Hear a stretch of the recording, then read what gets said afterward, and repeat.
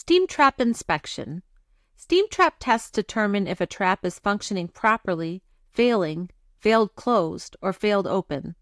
A failed open trap allows live steam to escape into the condensate return system and ultimately into the atmosphere.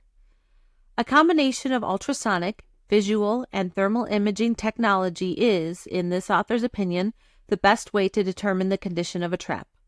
The next section will discuss these testing methods in greater detail.